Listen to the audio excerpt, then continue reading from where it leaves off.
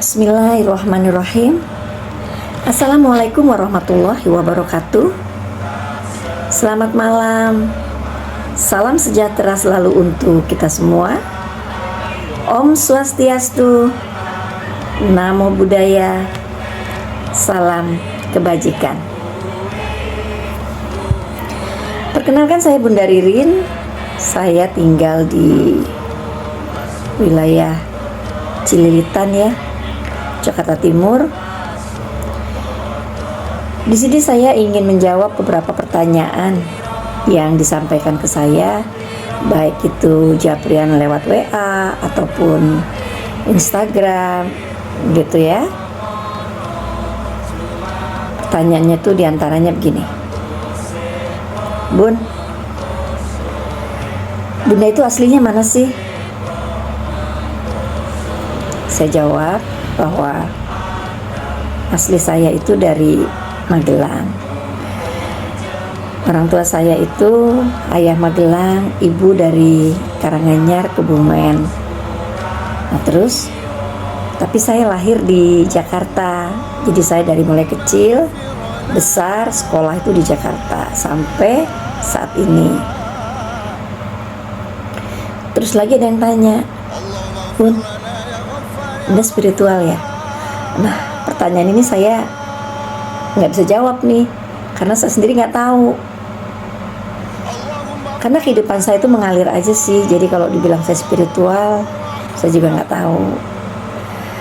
Tapi memang saya ini orang yang suka dengan hal-hal yang kadang-kadang di luar nalar sih ya.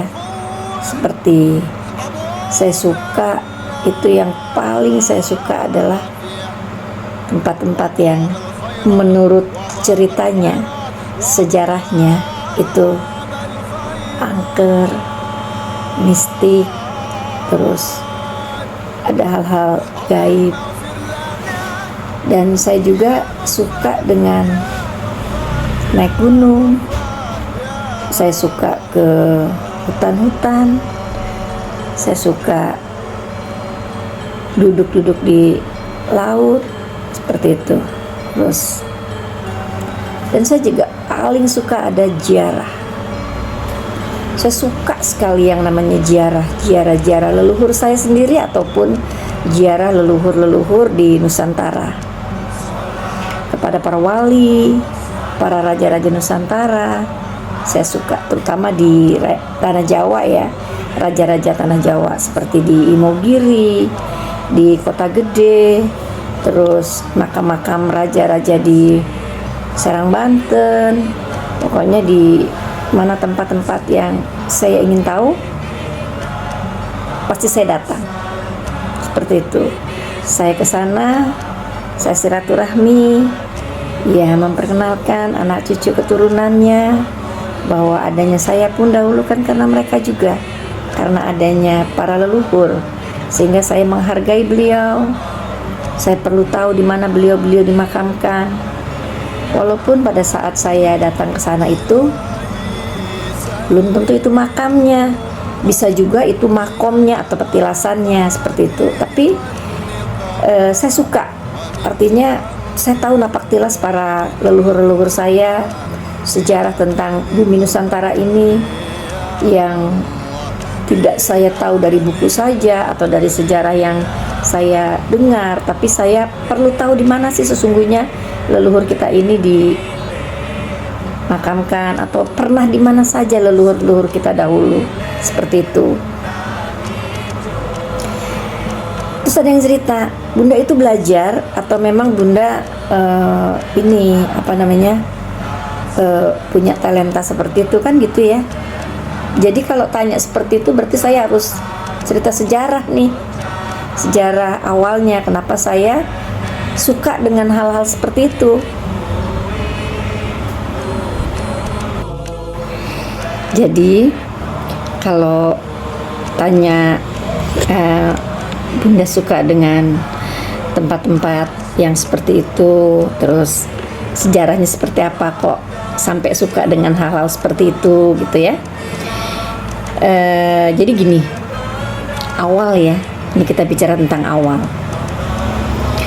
dulu tuh ya, zaman Bunda masih mungkin SMA waktu itu ya. Waktu Bunda SMA itu kan tante saya, adiknya ibu saya kan melahirkan. Nah, adiknya ibu saya melahirkan, terus mbah saya berarti kan ibunya tante saya itu kan. Mbah saya itu datang ke Jakarta, terus hari-harinya itu dirawat gitu, hari-harinya tuh dibersihkan, hari-harinya tuh bener-bener diteratenin gitu ya. Saya kan tertarik tuh ya, saya bilang gini, Mbah, apaan tuh, gitu kan? Loh, hari-hari ini si cabang bayi kan gitu ya. Terus dicuci ya Mbak, dibersihin ya Mbak, terus diapain gitu kan? Emang saya orangnya bawel, jujur aja. Saya tuh pengen tahu aja sih memang gitu. Jadi hal-hal yang kelihatan untuk saya tuh apa nih gitu. Oh, gue harus cari tahu nih gitu. Jadi terus aku liatin aja, dicuci di pancuran keran, cuci, dibersihin ke sabun. Setelah dibersihin ke sabun, terus kain putih. Nah, dibungkus sama kain putih Mbak, iya gitu. Terus emang udah disiapin tuh, kayaknya beli kembang tapi dengan segala peralatannya tuh ya. Mungkin om saya waktu itu beli kembang dengan kain putihnya, dengan segala peralatannya gitu ya. Terus dibungkus kain putih, iya. Nah, di dalam kain putih itu dikasih asem, terus ada garam krosok, ada kapur barus gitu kan, di dalam itu tuh, di dalam kain putih itu. Terus apalagi lah gitu ya, pokoknya saya perhatiin gitu. Terus dibungkus, setelah itu terus ditaruh di kendi yang pendil ditaruh di pendil. Nah, di dalam pendil itu selain daripada ari-arinya, terus dikasih buku notes kecil, karena kebetulan buku notesnya saya yang beli, mbah yang suruh, Sri, kan aku kan namanya Sri ya, Sri beli notes yang kecil sama pulpen katanya gitu. Terus ya saya beli notes kecil, beli benang, beli jarum gitu kan. Nah, terus udah tuh peralatan seperti itu, karena kebetulan anaknya tante saya itu perempuan. Nah, ditaruh tuh semua, terus dikubur. Nah, terus gali lubang, dikubur, tutupnya pendil dibolongin, terus pakai ini batang pepaya tuh kan bolong ya kayak sedotan, udah ditaruh. Nah, pas malam dinyalain pakai lampu sentir, lampu yang ada ini semprongnya gitu tuh, yang pakai minyak tanah gitu kan, kayak sentir. Udah, saya kan bilang, oh kalau malam dinyalain ya pakai lampu ya Mbak? Iya gitu. Kok gitu sih Mbak gitu kan, tanya terus saya. Nah, berapa hari kemudian Mbak saya masih di Jakarta tuh waktu itu, saya tanya, Mbak, kenapa sih hari-hari digituin gitu kan? Kamu pasti belum paham gitu. Sekarang kalau mau paham gitu ya, kalau mau paham coba belajar hari kelahiran, karena hari kelahiran tuh penting. Kalau ulang tahun mah nggak penting, itu kan. Kalau tanggal kelahiran nggak penting, yang penting itu adalah hari kelahiran. Begitu ya Mbah, ceritalah Mbah saya tentang hari kelahiran, itu kan. Nah, terus kalau kamu mau begini itu kamu harus ngaji nih sama hari kelahiranmu, karena itu hari kejayaanmu, hari kemenanganmu. Kamu terlahir ke dunia dengan sempurna, kan seperti itu. Artinya semua ini kita lengkapkan. Nah, berarti kita harus bersyukur. Situ kamu harus puasa, kan gitu. Akhirnya saya puasa tuh setiap hari kelahiran. Saya bikin kalender sendiri. Jadi setiap tanggal sekian, setiap hari kelahiran saya itu saya lingkarin. Kalau bisa 3 hari katanya, ngapit yang tengah, tuh kan. Nah, yang hari kelahiran di tengah, ngapit 3 hari. Kalau enggak ya cukup 1 hari aja. Puasanya gimana Mbak? Ya puasa diajarin, saya niat puasa dari kelahiran saya karena Allah Ta'ala, kan begitu aja. Waktu itu saya terus puasa tuh dari kelahiran. Nah, karena saya pikir kepengen tahu, kepengen tahu, jadi saya nggak pernah lupa dengan hari kelahiran. Saya selalu puasa terus gitu. Makin lama nih ada sesuatu nih gitu kan, yang artinya sebenarnya saya juga nggak tahu tadinya, sama sekali nggak tahu kalau ada sesuatu yang kadang-kadang saya juga aneh sama diri saya sendiri kan gitu. Terus akhirnya saya banyak konsultasi sama Mbah. Jadi setiap liburan tuh saya lebih suka pulang kampung. Setiap liburan sekolah atau ini saya selalu ketemu ke Mbah. Saya ini sama Mbah, ngobrol gitu kan.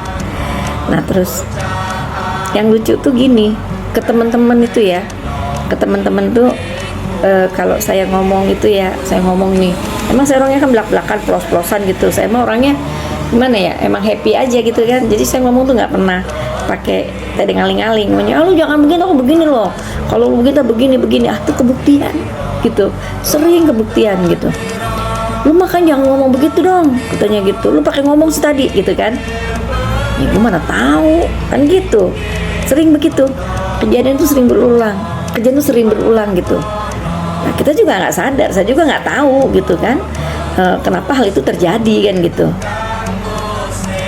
Akhirnya saya sering konsultasi sama mbak saya cerita, Mbah ini gini gitu, puasamu terus toh, tek aku bilang gitu kan, setiap peton aku puasa. Nah mulai itu saya udah mulai, waktu itu ya selesai masa kuliah lah ya, sudah selesai masa sekolah, SMA selesai. Terus saya apa namanya ya, pada waktu itu saya main ke rumah mbah. Nih saya cerita, mbah saya tuh kan tinggal di desa Adimulyo ya. Nah di dekat desa mbah saya tuh ada namanya desa Pelumbungan. Di desa Pelumbungan itu ada makam keramat ya, di situ ada makam keramat. Terus kebetulan rumah mbah saya itu paling depan, kalau di desa tuh paling depan, jadi di pinggir sawah paling depan. Jadi kalau melihat ke desa sebelah itu los aja gitu, kelihatan kan gitu ya. Nah saya tuh suka duduk tuh di situ, saya duduk teras gitu, terus saya liatin itu tuh makam keramat itu awalnya saya liatin. Terus kok mau maghrib ada yang meninggal dikuburin gitu kan. Saya pikir nih, dari jauh kan kelihatan tuh ada iring-iringan orang mau nguburin gitu. Terus pas malam nih tanya, Mbah tadi sore ada orang meninggal dikuburin di sono tuh, di makam keramat sono gitu, jam piro arep maghrib gitu kan. Orang ono gitu kan, gak ada kata mbak saya gitu. Wong rame kok. Setelah aku merinding aku cerita itu. Terus ada gitu, iya tenan gitu kan. Dah besoknya lagi, Mbah makamku kok rame men yo, bilang gitu kan, rame gitu. Rame apa tambah? Gak ada apa-apa, sini aku bilang gitu lah, belum mbak rame gitu kan. Gak ono wis melebu gitu, suruh masuk saya. Apa sih mbak lihat? Rame mbak, akeh wonge gitu kan. Padahal memang nggak ada apa-apa. Mbak bilang juga nggak ada gitu. Mbakku sama Mbak Putri waktu masih ada. Gak ono apa-apa, wis bocah gitu kan. Udah. Terus hari berikutnya saya bilang gini, Mbah, aku kepengen ziarah deh ke sana. Itu makamnya siapa sih? Tuh. Oh itu makamnya leluhur Bubah Kawahnya ini desa situ tuh, pokoknya Bubah Kawahnya daerah seputar situlah gitu. Namanya Mbah Bogem gitu kan. Nah, oh Mbah Bogem iya. Nah terus tapi di situ juga ada cambuk gitu loh, Cemeti namanya, makanya dibilang ada eyang Cemeti katanya gitu kan. Oh gitu toh gitu kan. Pantes Mbah waktu ada rame-rame itu saya bilang itu ada orang main ebek gitu, di situ tuh ada orang main ebek pakai cepeti cepret gitu kan. Main ebek namanya, kalau di kampung bahasa itu ebek namanya gitu, kayak kuda lumping gitu loh. Kapan katanya? Kemarin sore itu loh yang bilang, aku bilang rame-rame itu tuh ada orang lagi main ebek, aku gitu. Sebenarnya aku diem, anterin Mbak sana Mbak, aku main jara gitu kan. Oke, nah akhirnya aku jalan menjelang asar lah ya, mau asar agak sore sedikit gitu, aku jalan ke sana. Itu makam itu lucu, karena makam itu makam orang kampung yang seputarnya lah ya, ada beberapa desa yang dimakamkan di situ dan nggak pernah pakai yang namanya batu nisan. Jadi abis dimakamin udah ada dibikin batu nisan atau ada dibikin kijing, itu besoknya hancur, nggak bisa, berantakan seperti itu. Termasuk waktu mbah saya, mbah kakung, mbah putri terus meninggal dimakamkan di situ pun itu nggak pakai apa-apa, udah paling rumputnya aja kita ini kan, kita rapi, nggak ada yang namanya batu nisan. Nah, saya cerita lagi, saya diajak sama mbak putri kan, saya sama mbak putri, mbak, nah main saya tuh ke makam itu. Saya sampai pintunya, mau ke candi mbak, gitu kan. Candi apa? Candi, ini ada candi mbak, kayak ke Candi Sewu, Candi Gedong Songo gitu kan. Karena kan saya punya saudara banyak di Semarang, jadi saya tahu tuh ada Candi Gedong Songo gitu kan, candinya kecil-kecil gitu, yang kecil. Candi apa sih? Candi mbak, candi, aku bilang gitu, candi nih, aku bilang gitu. Mbak aku terus, wis cepetan gitu. Kilo mbak, waktu nih mbak, candi mbak gitu. Itu rasa saya tuh saya megangin candi, megangin rumah-rumah candi itu gitu. Terus mbakku bilang, merinding, jujur aku merinding. Terus yes, cepetan yuk ziarah, mbak ziarah lah, baca doa, aku ikut di sebelahnya. Terus bilang, ini makamnya siapa mbak, gitu kan. Ini masih ada keturunannya dari Arung Binang 1, Joko Brintik, itu kan namanya Sopo gitu ya, aku lali ya. Terus ini makamnya Mbah Bogem, Nyai Bogem tuh, buah pohon bambu ya enggak. Terus lagi candinya mbah, orang no candi, aku sampai gitu. Akhirnya aku digeret keluar, pamitan, assalamualaikum, pamitan, pulang. Terus di rumah aku ditanya candinya kayak gimana. Jujur ya, aku ini orang seni ya, karena sampai saat ini pun usaha saya adalah di etnik. Jadi dari dulu saya yang namanya gambar itu tukang gambarin teman-teman, bikin vignette. Dulu zamannya vignette itu saya sampai dijual itu vignette dulu, bikinin vignette saya tuh jago gambar. Saya gambar gini saya gambar gitu. Itu candinya kayak gitu, masih ada, masih, aku bilang gitu. Gak ono dari gitu. Wah ada mbak, ya aku tetap ada karena memang ada gitu. Wah mbak nggak ngelihat kali ya mbak, gede gitu kok. Tapi ya kalau Borobudur tato, Borobudur mah gede, ini mah kayak Gedong Songo, kayak Candi Sewu, kayak candi Ceto, kecil-kecil gitu, aku bilang gitu, kecil cuman. Udah, itu pengalaman saya. Terus akhirnya mbak saya paham bahwa ada sesuatu yang dilihat, tuh kan. Akhirnya sering banyak konsultasi sama mbak saya. Sering konsultasi, saya makin kesini gitu kan ya. Saya makin, kalau saya ke sana, ke Kebumen, ke sana tuh saya tuh suka ke tempat-tempat yang istilahnya sejarahnya leluhur lah ya gitu. Makin kesini ya, saya menikah, saya punya anak, hidup saya biasa, normal aja gitu kan, sampai saya punya anak 3. Memang di dalam perjalanan saya ini banyak hal-hal yang sebenarnya aneh gitu ya, tapi saya udah cukup tahu untuk diri saya pribadi karena saya sudah sering banyak konsultasi dengan mbah saya kan gitu. Jadi ya kita jalanin aja apa adanya, karena memang nggak ada punya keinginan begini-begini, enggak gitu. Cuman ada hal-hal yang luar biasa waktu itu pada saat saya bekerja. Waktu itu saya bekerja di satu perusahaan garmen ya, perusahaan garmen. Waktu itu saya di bagian material ya, di gudang belakang. karena kebetulan bagian purchasingnya itu melahirkan, terus mengundurkan diri, saya dipanggil untuk menggantikan bagian purchasing. Bangku saya dengan bangku saya punya atasan saya di situ tuh berhadapan gitu, sebelah sini atasan sebelah sana. Otomatis karena purchasing kan banyak pembelian barang dong, permintaan barang material, permintaan barang dari mekanik, permintaan dari macam-macam lah. Saya buat PO, permintaan barang dari chief ini minta jarum DB, jarum CBA, jarum 2, jarum 1, itu saya yang beli semua gitu. Terus tanda tangan atasan saya CC, terus saya kasih. Saya kan nggak pernah tahu ya kondisi dan kejadian pada saat purchasing belum dipegang saya. Kamu ditandatangani nama Isanim? Iya, kata gitu. Nih ada tanda tangan. Jadi setiap saya bikin PO tuh nggak pernah lama. Saya bikin PO pengajuan, terus di ACC sama Isanim. Bos saya tanya, di ACC.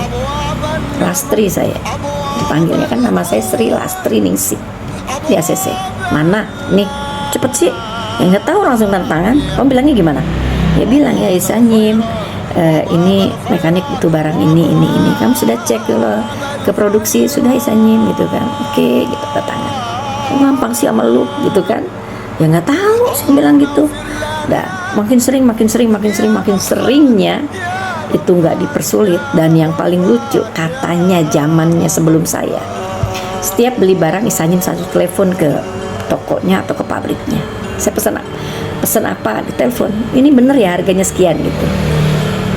Dengan saya tidak pernah gitu ya. Dan bos saya akhirnya melihat sesuatu yang aneh nih di saya. Disitulah banyak pemanfaatan yang dilakukan oleh bos saya waktu itu. Dan saya nggak tahu, nggak nyadar gitu kan. Nah terus satu ketika beli mesin jahit, beli Juki, beli Brother, coba cek mesin dilihat sekian sudah nggak bagus, harus diganti, nggak bisa diperbaiki, lain sebagainya. Nah kalau Isanim oke, ACC ini harganya udah ada ya, saya oke aja, saya bikin. Terus dikasih, iya. Berapa yang di ACC semua? Berapa ini buat? Ya Pak harus minta 5 di ACC. Waduh, katanya gitu. Iya, ini PO-nya. Kapan mau pesan? Secepatnya katanya. Pesan. Nah, satu ketika saya ini kayak ada yang kasih tahu gitu ya, kalau saya mau ngapa-ngapain gitu ya, diri saya tuh kayak ngomong sendiri gitu. Saya waktu itu diminta untuk mengeluarkan barang. Memang sih jujur aja, kalau bicara tentang tidak baik, sebenarnya tidak baik. Tapi karena saya diminta untuk mengeluarkan barang ini, ya saya buat surat jalan oleh satpam, ditahan. Wah, pokoknya nggak boleh. Saya ke belakang, tiba-tiba saya batin saya gini, saya mau gedukin kaki ke tanah, duk ya kali gitu ya. Terus ya Allah, mohon izin sedulur papat 5 pancer kakang kawah, adik ari-ari, ewangan anak aku, seperti itu. Terus saya bawa keluar, lama-lama saya begini, saya bilang gitu, oh kayaknya kok ini ya gitu kan. Nah itu tuh mulai tuh, luar biasa deh pokoknya ya. Nah akhirnya saya terus, mbah saya masih ada, saya cerita, mbah gini, wah udah jalan itu gitu. Saya puasa sedulur papat 5 pancer atau puasa di hari kelahiran itu tidak pernah putus, bertahun sampai belakangan ini aja nih, setelah usia saya mencapai 57-58, saya mulai tidak melakukan puasa, saudara itu. Karena kayak gimana ya, kayaknya tuh makanya gue udah nggak perlu puasa lagi gitu kali ya gitu. Saya udah mulai nggak puasa tuh. Nah sejak itulah banyak hal-hal aneh yang sering saya terima, tapi saya tidak ini keluar, saya ke dalam gitu. Itu sesuatu tuh kalau saya lagi ini, saya pernah, rumah saya tuh kan kalau lurusnya tuh menghadap ke kali ya, di Jakarta. Saya lagi duduk, tiba-tiba saya liatin gini, itu alam itu kayak terbuka 2 gitu loh. Saya bilang, kok gini ya, kayak duk gitu. Terus tahu-tahu rame gitu. Kok rame gitu ya? Saya bilang itu kan jalan sepi, mau maghrib, selalu mau asar tuh, waktu-waktu itu tuh selalu menuju ke asar maghrib saya. Kan sepi, nggak ada orang sama sekali gitu. Saya lagi duduk di depan rumah di teras, tahu lah jalan itu nggak ada orang. Tuh rame banget. Saya tuh waktu itu belum tahu. Ternyata kalau kita sudah tahu, memang benar. Kehidupan di dunia ini bukan cuman makhluk tuh, bukan cuma manusia aja, bukan cuma binatang dan tumbuhan, tapi banyak makhluk-makhluk lain. Itu loh. Makanya kita perlu hati-hati hidup di dunia ini. Itu selalu waspada. Akhirnya kebelakangan ini saya mulai, nah disitulah saya akhirnya mencari pembimbing. Saya mencari guru. Pindah dari sini. Ada batin saya bilang gini, nggak pasrin gitu kan. Sampai akhirnya saya ketemu guru saya yang menurut saya luar biasa, yang memperkenalkan akan jati diri saya, siapa saya, asal saya, hakikat saya sebagai seorang manusia. Itu saya ketemu dengan guru saya. Mungkin orang bilang mursyid ya. Sebelumnya kan saya hanya pembimbing. Setelah ketemu guru saya ini, luar biasa. Alam itu kayak dibuka begini. Jadi belajar nggak perlu jauh-jauh. Belajar tuh dari ujung rambut sampai ujung kaki aja tuh udah belajar alam. Alam semesta itu sudah kita kuasain. Kalau kita bisa tahu dari ujung rambut sampai ujung kaki. Seperti itu. Banyak banget sebenarnya hal-hal yang di luar nalar. Setiap kali saya ziarah, setiap kali saya ke satu tempat, setiap kali saya melakukan hal-hal perjalanan, akhirnya saya ini orang yang senang berjalan gitu. Karena setiap saya berjalan itu ada hal-hal yang apa ya? Mungkin kalau kata orang aneh gitu, tapi kalau saya enggak gitu. Seperti itu. Akhirnya saya belajar. Dari mulai belajar manakung, belajar meditasi, saya belajar olah nafas, saya belajar tentang banyak hal gitu ya, sampai saat ini. Seperti itu. Nanti di cerita selanjutnya saya akan ceritakan semua perjalanan demi perjalanan, hal-hal yang di luar nalar, hal-hal yang saya temui, terus sejarah-sejarah yang menurut cerita, menurut buku, menurut kata orang, sejarah ini begini. Tapi kalau saya duduk, saya meditasi, saya diskusi, saya coba melakukan komunikasi, dan ada hal-hal yang batin saya menjawab bahwa sejarah itu tidak seperti itu. Sejarah yang sebenarnya itu begini. Tapi kalaupun saya sampaikan, tidak akan pernah ada orang yang percaya. Karena sejarah sudah dibuat seperti yang dibukukan atau yang diceritakan. Seperti itu.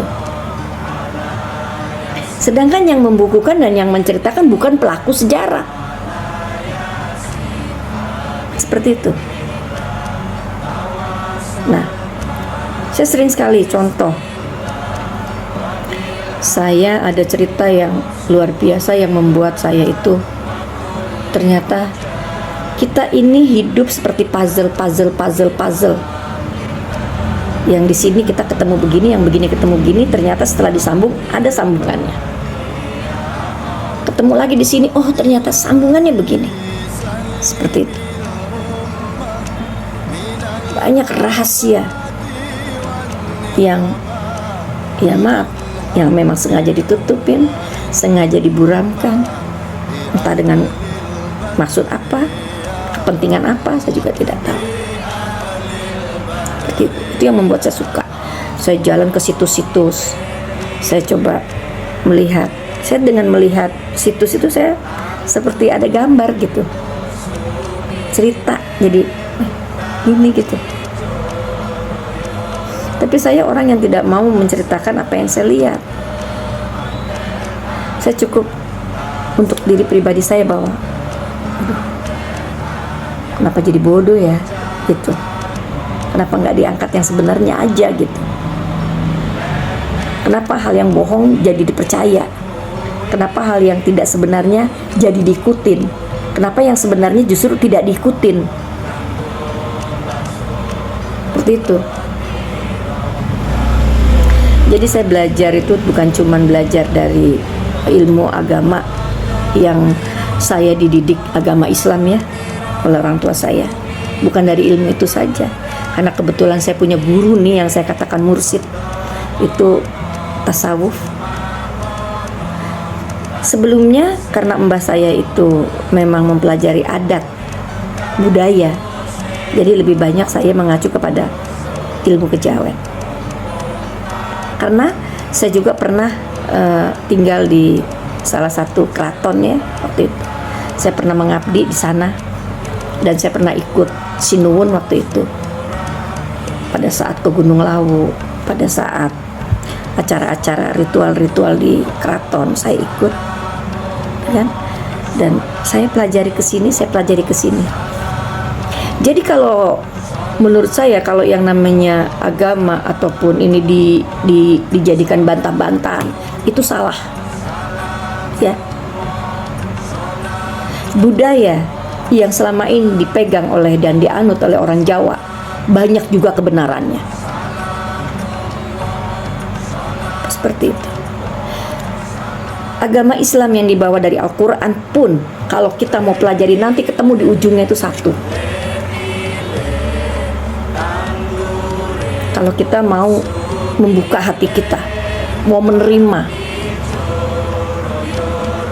Saya belajar tentang sedulur papat lima pancer, walaupun tidak secara belajar khusus, tapi karena memang diberikan arahan puasa dulu, jadi saya belajar sama diri saya sendiri tentang siapa saudara saya yang sesungguhnya. Banyak sekali yang diceritakan oleh para, ya maaf mungkin spiritual ya, sedulur papat lima pancer tuh ini nafsu, ini, terus yang lagi bilang ini, ya saya dengerin aja gitu. Ya memang pengetahuannya itu mau diapain. Cukup saya yang tahu siapa saudara saya yang 4 itu. Seperti itu. Dan jangan bilang di Islam tidak ada, di agama Islam tidak ada, cuma beda nama. Ya, beda nama. Seperti itu. Jadi luar biasa sesungguhnya. Kita nggak usah belajar keluar, tapi cukup kita belajar ke dalam, ke diri kita sendiri. Hargai, hormati diri kita sebagai pribadi yang luar biasa. Sekarang dibayangkan, bagaimana kita ini hidup di dunia tidak menjadi orang pilihan.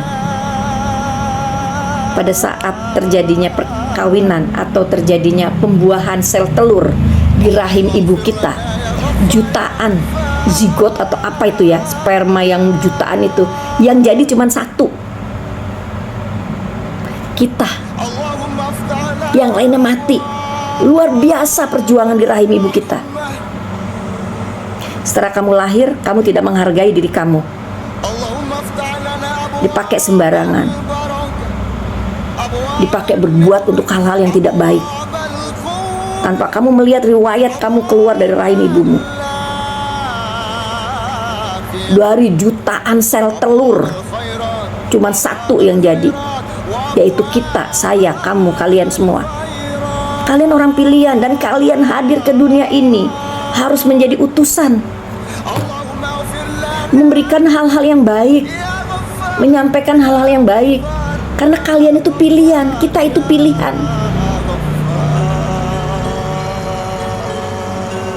Terlahir ke dunia dari rahim ibu kita, itu udah pilihan.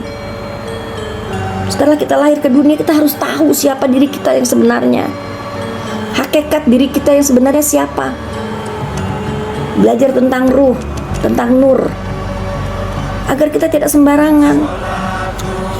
Kita hati-hati.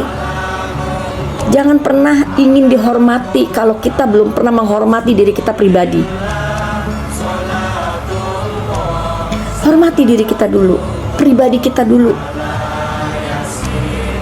Dengan sendirinya orang lain akan menghormati dan menghargai kita tanpa kita minta. Seperti itu. Di usia kita yang sudah berkepala 5, sampai tidak mengetahui hakikat diri pribadi, wah luar biasa, sayang. Asal muasal diri kita, kembali kemana? Pelajari dengan benar, inna lillahi wa inna ilaihi rojiun. Asal dari Allah, kembali ke Allah. Bedah hal-hal seperti itu. Agar apa? Agar kita selamat. Sekecil apapun yang itu baik dan bisa kamu sampaikan atau saya sampaikan, akan saya sampaikan. Seperti itu kan? Yang penting kita tahu itu baik. Sekarang kita tahu barang itu baik atau tidak baik, ucapan itu baik atau tidak baik. Apakah kita perlu tanya sama orang? Tidak. Tapi tanya sama hati nuranimu. Kalau menurut hati nuranimu itu tidak baik, berarti tidak baik untuk orang. Walaupun menurut hati nuranimu itu baik, orang lain mengingkari, itu nggak masalah. Berarti ada yang rusak diantaranya. Seperti itu. Maka berbahagialah.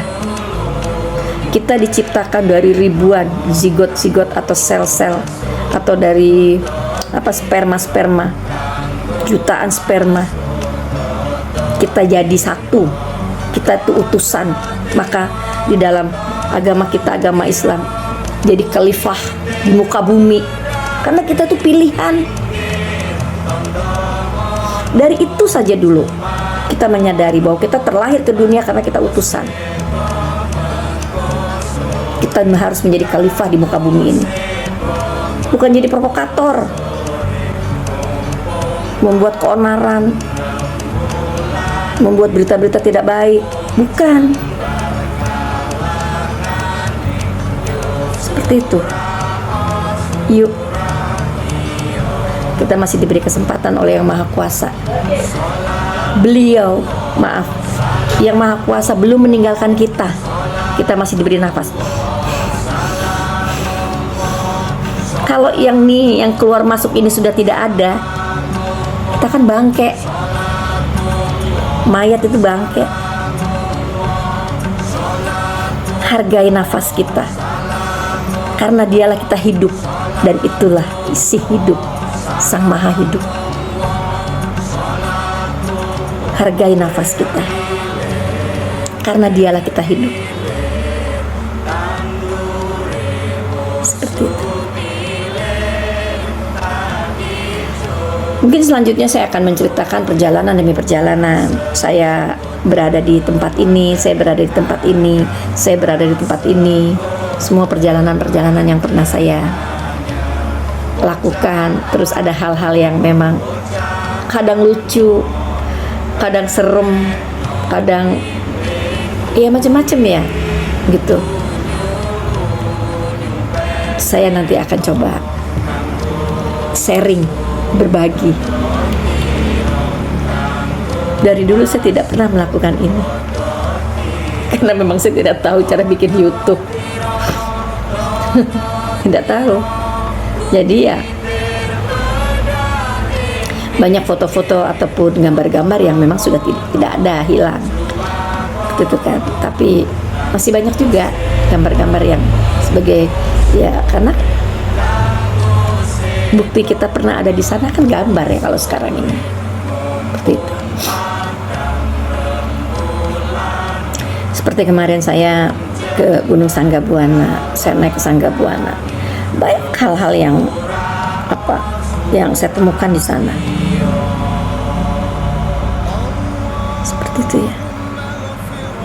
Ayo mari sama-sama kita belajar. Karena belajar itu tidak ada batasan umur, tidak ada batasan waktu. Sebelum kita masuk ke liang lahat, kita wajib mencari tahu siapa diri kita, hakikat diri kita.